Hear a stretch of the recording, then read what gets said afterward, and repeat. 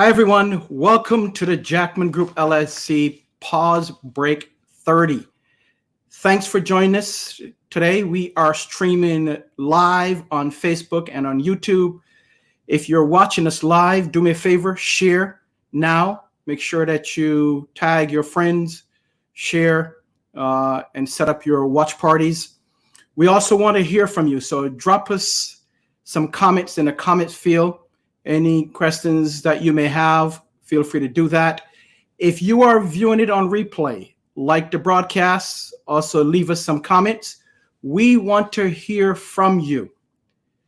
Tonight is part 3 of the series we started a couple weeks ago, Leading in a Time of Crisis. Our special guest is Dr. Roosevelt Mareus, and Dr. Roosevelt is the Dean Executive Director of SUNY Rochester EOC, located right here in Rochester, New York. And Dr. Roosevelt is also the President of Elevate Haiti Ministries. Our conversation tonight will focus both on educational, will come from an educational and a non-for-profit perspective. Again, we'd like to hear from you any questions that you'll have for myself or Dr. Roosevelt. Feel free to add them to the comments section so that we can answer them and we can get started. In addition to our conversation for tonight, we have some very exciting news that I want to share with you. I'll do that prior to the end of the broadcast, so you don't want to leave to hear this exciting news. So we'll talk about it after my conversation with Dr. Roosevelt. So let's bring Dr. Roosevelt in and let's welcome him to Pause Break 30. Dr. Roosevelt, how are you, sir? I'm doing well, and you? I am doing wonderful. Thank you so very much. Thank you for taking the time to join us here at Pause Break 30. It's a pleasure to have you. I know that you're a busy person, so taking half an hour out of your schedule, I want to make sure that I thank you, and I know that our viewers surely appreciate it. Dr. Roosevelt, as we start out with all of our Pause Break 30s with our guests, the first thing that we start out with is I want you to give us a summary of you and the roles that you play both as Dean and Executive Director at SUNY Rochester EOC, and then also as President of Elevate Haiti Ministries. Well, a quick little story about me. I was born in Haiti. I came to Brooklyn when I was 13. In 1997, I moved to Rochester permanently. I started working at our EOC in 1999 as a security guard.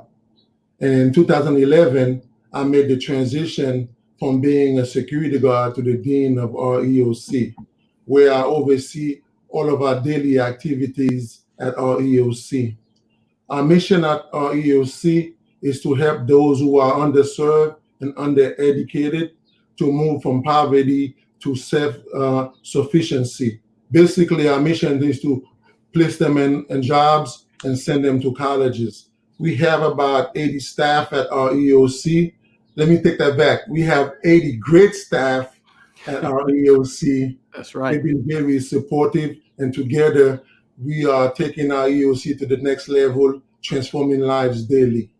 Regarding Elevate Haiti Ministry, that was a vision of my father about 20 years ago. Coming from Haiti, we understand how poverty impacts the lives of the Haitian people, so he wanted to give back. One of my favorite sayings is, to whom much is given, much is required. So about 10 years ago, my father was sick. He could not do the work that he used to do in Haiti.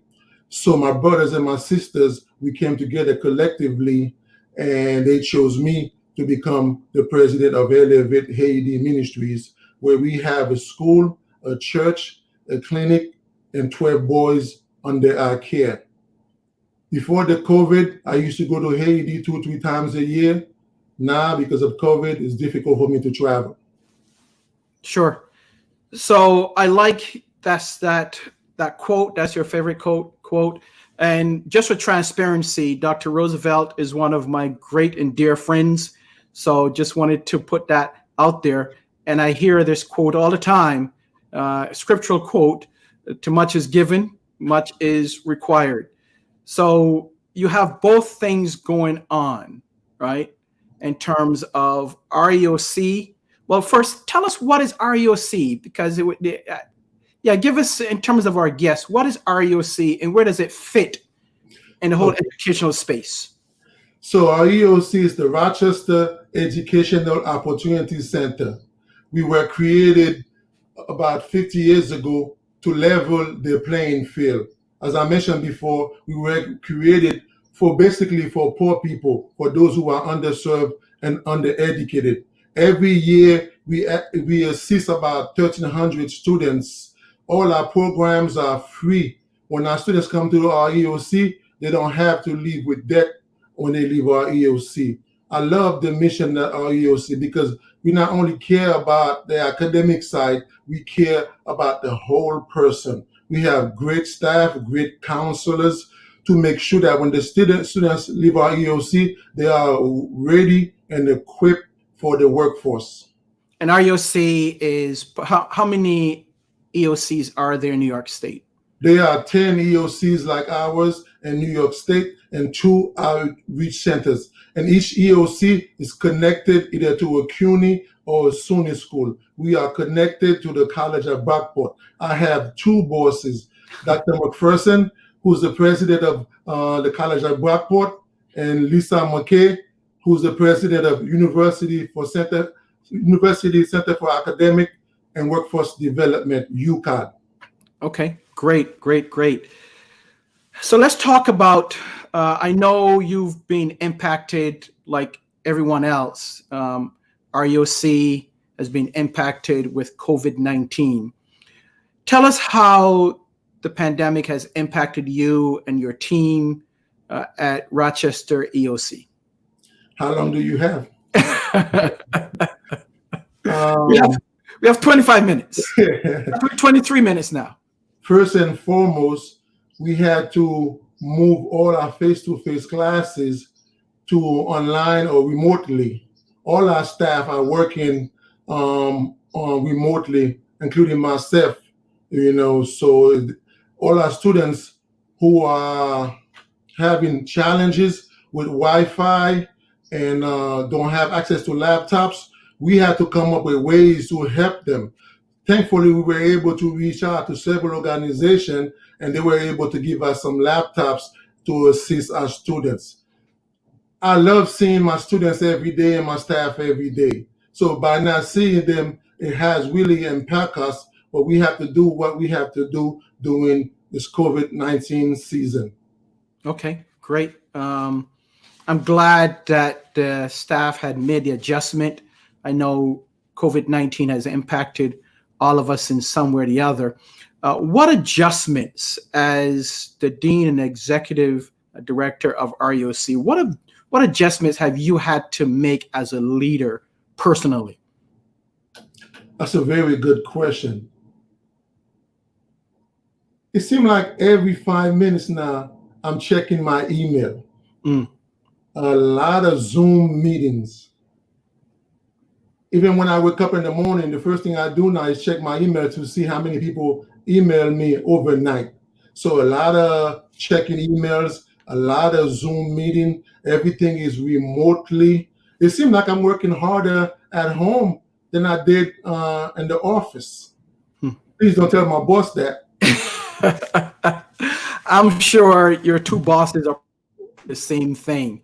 With that, I'm talking to Dr. Roosevelt Mareus. He is the dean and executive director of Rochester EOC, and also the president of Elevate Haiti Ministries. And we're talking about leading in a time of crisis. Dr. Roosevelt, as a leader, especially during this time of crisis, what has been the most challenging decision that you've had to make? Another good question. I would say graduation postponing graduation. Last week on May 19 was supposed to be the happiest day for faculty, staff, and students. It was supposed to be our graduation day. So when I had to postpone a graduation because of COVID-19, it was very tough, not only for me, but for my team, because we know the amount of work that the students have done. And now we have to tell them that we are postponing graduation. Thank God that they understood that our decision, and they knew I didn't take it lightly. So postponing graduation so far was the toughest decision as a leader. Okay. And what has been the most rewarding, you would say, if there's anything that's rewarding during this crisis? I think what has been rewarding is how we're working together, how we're working collectively. We understand that we are all in this together, and together we can get to it. We care about each other, and I'm hoping that even after COVID, we can continue to show that caring. Okay, great. Again, if you have any questions or comments for Dr. Roosevelt, you can drop them in a comment line, and I'll make sure that if he can, answer them during the course of the broadcast. Next question is, what suggestions can you give to other leaders that's going through similar situations, both in the educational space as well as in a non-for-profit space? This too shall pass. Okay. Be patient. We are all in this together, as I mentioned earlier. We don't have all the answers. Every time we learn something, the next day it changes. So this situation is very fluid. So you have to be patient. So patience is the key word. Correct. And that's in both areas, the educational space as well as the non-for-profit space. Definitely, because right now, usually around this time, we're getting ready to go to Haiti on a mission trip. It's not going to happen.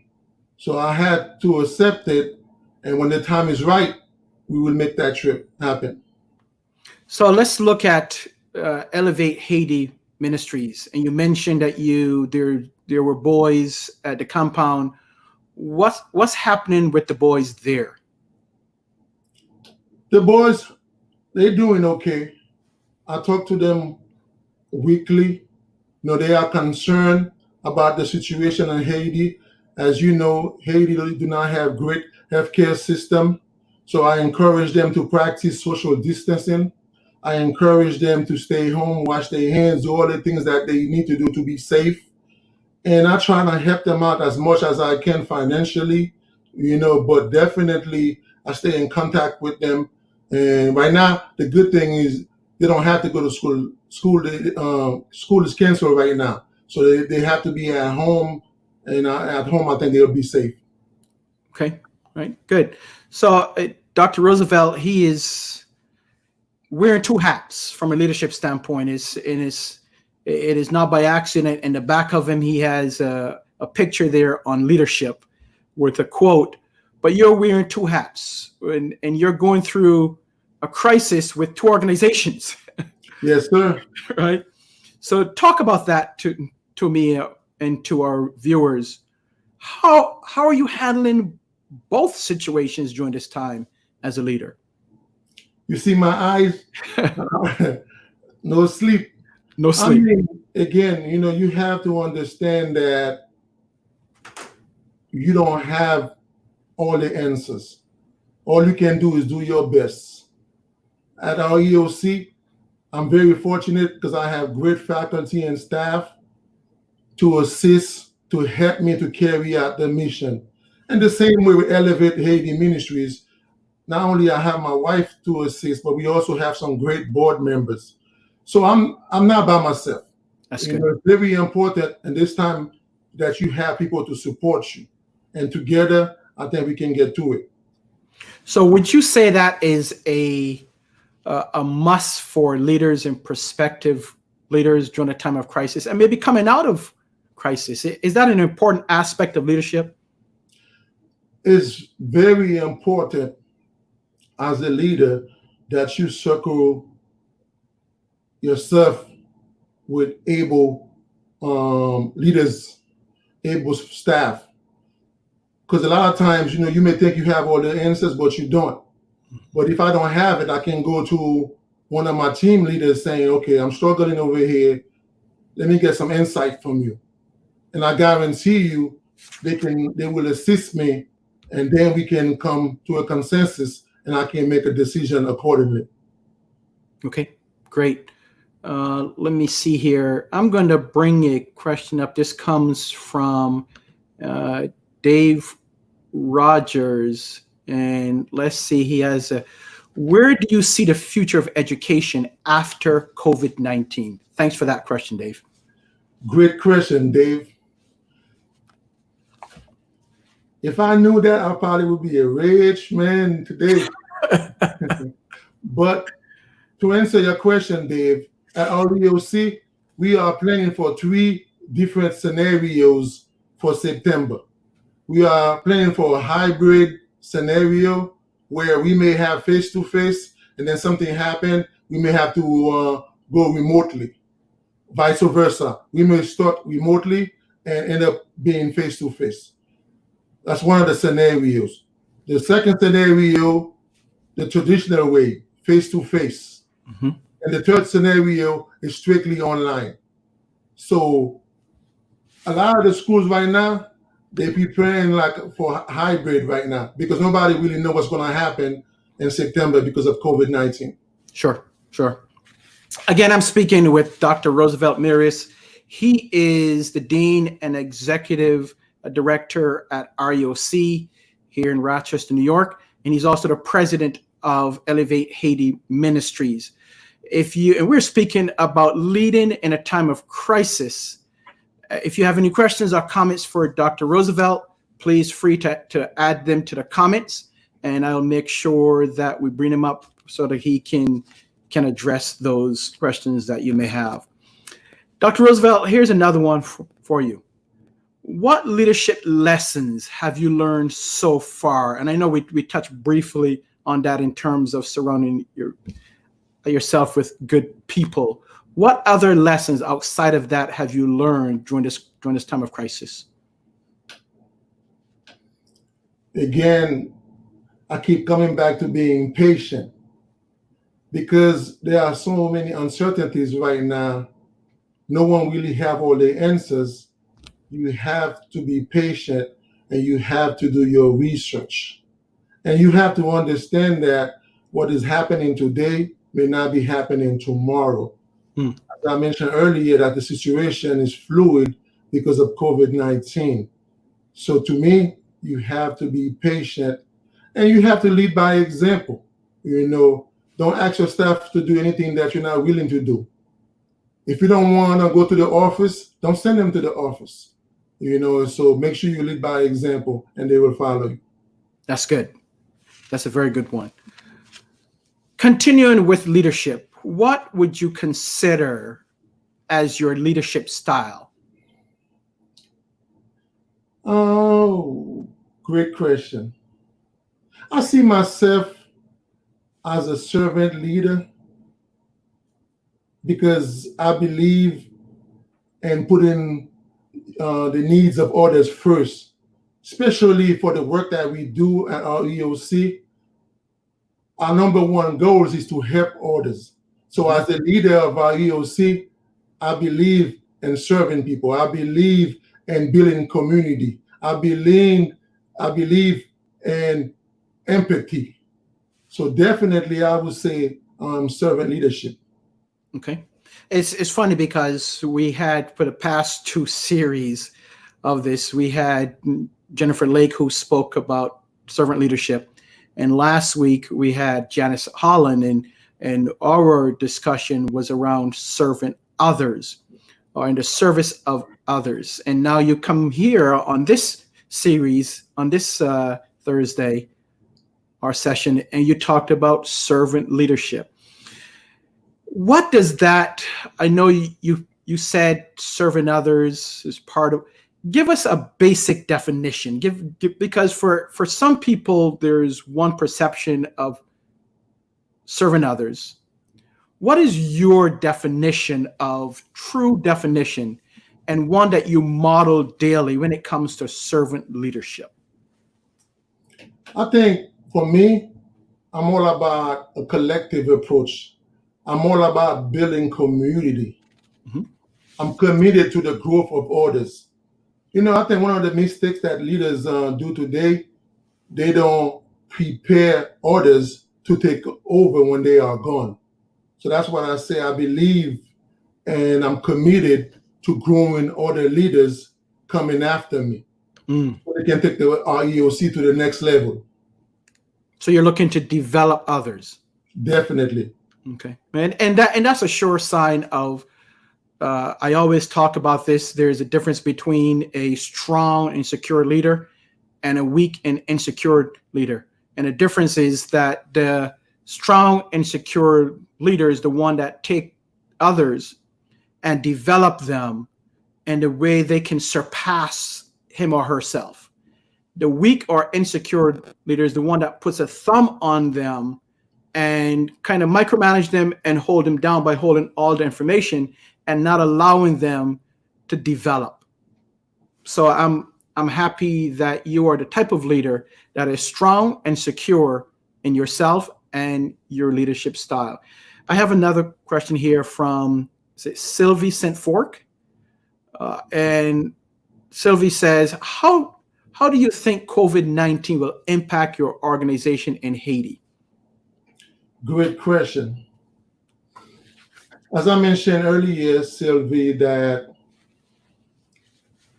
every year I go to Haiti 2 or 3 times so we can help the Haitian people in the Latin community. Because of COVID-19, I had to cancel the trip for this year. Now, the way it's impacting us, usually I bring about 20 people, and everyone who goes to Haiti with me, they have a suitcase filled of supplies. So imagine 20 of us, 20 suitcases filled of supplies to pass out to the Haitian community. And it's not going to happen this year. So that's one way. I always bring nurses with me to check for blood pressure, to check the basic of the people that we see in Haiti. It's not going to happen this year. My wife always have the word is not coming to me right now, but she always do a group for young ladies in Haiti. It's not happening this year. We have a sister from the church who always do camp for children. It's not happening this year. So as you can see, there's a lot of things that we do for the Haitian people that are happening this year. Got it. Okay. All right. And I'm sure that we can, in terms of towards the end, talk about some information. If people want to contact you, I'd like to offer that and have you give your information at the end of our conversation. Here's another one, Dr. Roosevelt, is who are some of the leaders that you look up to or you admire the most, and why? Very good question. I would say my father. My father before he passed away, because he was a great leader in the Haitian community in Brooklyn. He cares about the people. He was a visionary. He understands the power of giving back. So definitely I would say my father. Okay. All right. Good. And then lastly, well, I have 2 more questions for you as we come up against the clock here, about 6 more minutes to go. What is the last leadership book you've read? If you want to tell our viewers that. Interesting you asked that question. It's a book called White Fragility by Robin DiAngelo. And what is it called again? White Fragility. Okay. And the author again is? Robin DiAngelo. Okay, Robin DiAngelo. And why did you choose that book? I didn't really choose it. It's Dr. McPherson from the College of Brockport, the president of the College of Brockport. She recommended that we read this book. Okay. And what is if you want to give us a summary, is it coming from a leadership perspective? Well, give us a quick synopsis. Definitely a leadership book. Basically, it's a book talking about why it's so hard for white people to talk about racism. Okay. Especially in this day and age, right? Yes. All right, lastly, Dr. Roosevelt, if someone wants to learn more about, let's say, first thing is Elevate Haiti Ministries, how do they learn more? Who do they contact? And how do they contact you? They can go on our website, elevatehaiti.org, or they can contact me at 978-5622, 978-5622. But go on the website and see some of the work that we are doing, elevatehaiti.org. Okay, so it's elevatehaiti.org. Mm-hmm. Okay, all right, great. What about in terms of if they want to explore attending the Rochester EOC? Well, Rochester EOC has been around for 50 years. All they have to do is just Google our EOC, and you can see all the programs that we offer, and any of the staff that you want to contact, our information are on the website. So just Google our EOC. Okay, great. So if you want to contact Dr. Roosevelt or learn more about REOC, that is REOC or Rochester REOC. And then if you want to learn more about Elevate Haiti, you can go to elevatehaiti.org, right? Is that the website? Correct. Okay. If someone would like to help out in terms of your organization, is it a 501c3? Yeah, it is a 501c3. And if you donate to the website, we'll definitely send you a letter saying that we received your donation with a number for you to file during income tax season. Okay, great. Dr. Roosevelt, I want to thank you for taking the time. Again, if you looks like someone has another question here. So I'm going to bring this up real quick here so that we can answer that. What plans do you have for the kids in Haiti? And is that Celia Mareus? Is that your cousin, sister? We have your whole family and friends viewing. Yes, I want to thank all my family members for supporting me tonight. My wife, Cassandra, for supporting me. But definitely the plan that we have for Haiti is let God lead us. Amen. Good. And you can't go around there. So that's great. Again, Dr. Roosevelt, thank you so much. I appreciate you. You know how I feel about you. So that's evidently you're my main guy. I just want to say, if I didn't care for you, I would not be doing this. Well, I don't like doing interviews. Well, thank you. And I know our viewers really enjoy it, and they are also thankful. So we just finished speaking with Dr. Roosevelt Mareus. He is the Dean and Executive Director at Rochester EOC. He's also the President of Elevate Haiti Ministries. Dr. Roosevelt, thank you very much. Have a good evening. Okay. Thank you, Mr. Jackman, for inviting me. God bless you. God bless you too. To our viewers, I want to thank you so much for viewing Pause Break 30 over the last 2 months. We started this discussion as a way to give back to our communities, to help you during the time of COVID-19 and during the time of quarantine and isolation. Our initial focus was on health, business, and sports. And during this time, you have been awesome. You have called in. You have told us exactly what you want to cover. You've emailed us. So I just want to thank you for your support and everything that you've done for this broadcast. As communities and countries across the world move forward from pause to reopening, it's also important that we, the Jackman Group and Pause Break 30, also pivot and make a shift. So tonight will be our last broadcast for Pause Break 30. we are going to move from Pause Break 30. We're also going to pivot, and we're going to move starting next week from the 30. So we'll move from Pause Break 30 to our new show. Well, it's still the same show, but a new name will be the 30. The time will be the same, 7:30 p.m. to 8 p.m. Eastern Time. The conversations will continue to be exciting and informational as we discuss leadership, business, entrepreneurship, service unto others, and other topics determined by you, our viewers.